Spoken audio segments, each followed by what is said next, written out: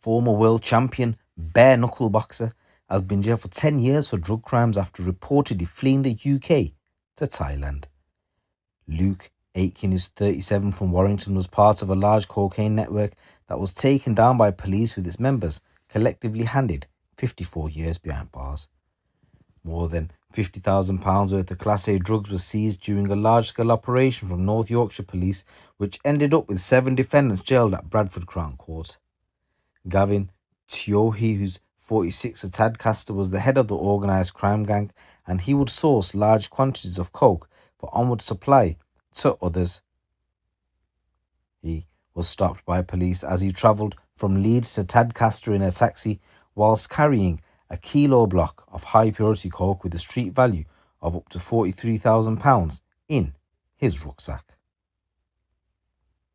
Text messages recovered from mobile phones showed that Tiohi would threaten and intimidate other members of the gang when they did not pay their debts for the coke he had supplied. He was sentenced to 9 years and 3 months at a court hearing on October the 22nd after pleading guilty to conspiracy to supply Class A drugs. Atkin, a former bare-knuckle boxing world champion, was a regular drug customer of Tiohi and another downstream supplier of coke. He lived in Warrington during the conspiracy period but made regular contacts to Tadcaster and York to meet other gang members and deal drugs. Atkin informed the court he would not be attending on the first day of the trial and flew out of the UK. He was convicted in his absence for conspiracy to supply Class A drugs. North Yorkshire Police issued a wanted appeal early this year, with it previously reported he's probably in Thailand. Rhys Morgan of Tadcaster was also jailed for 8 years for conspiracy to supply Class A drugs and was described by police as Tiohi's sidekick, regularly attending his home. He deputised to Tiohi when he was on holiday and used a relative's address as a stash house for drugs, which was situated in a row of terraced houses directly behind the ringleader's home. Jamal Lazarak was one of Tiohi's top contacts at the time and made numerous quick turnaround journeys between York and Tadcaster in 2 black VW Golfs. One of the Golfs was taken from Lazarak temporarily by Tiohi as a debt repayment.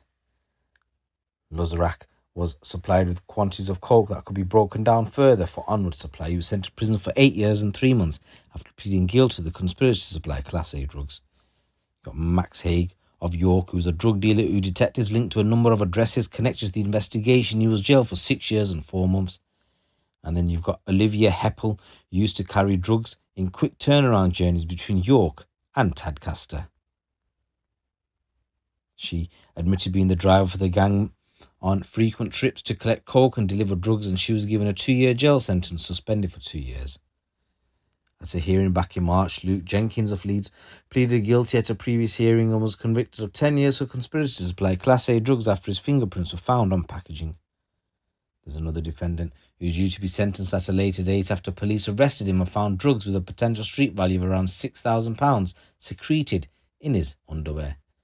And a 33-year-old man was charged in connection with the conspiracy and pleaded guilty but died before he could be sentenced.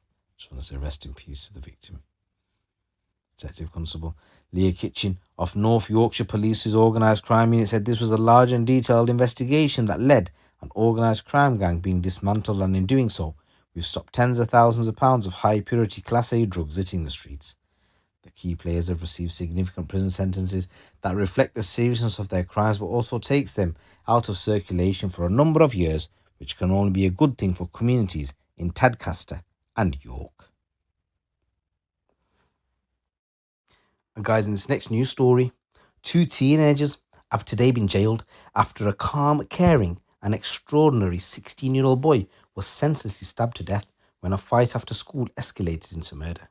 Ashraf Habimana, who had not been involved in the initial fight, was with friends in a car park in Luton at around 7 o'clock in the evening on the 29th of September last year, when the 2 feuding groups of teenagers clashed again. In one of the groups were twin brothers Atif and Alfaf Hussein Dean. Atif had been injured in the fight near a school which had broken out around 3:45 in the afternoon. The row had escalated over social media to the point where several teenagers turned up to face each other, now armed with knives and bats. During the subsequent violence, Alfaf was captured on CCTV assaulting Ashraf, who was then stabbed in the back 3 times by Atif. He was taken to hospital but died a short time later. I just want to say, rest in peace, Ashraf, and my condolences go out to your family.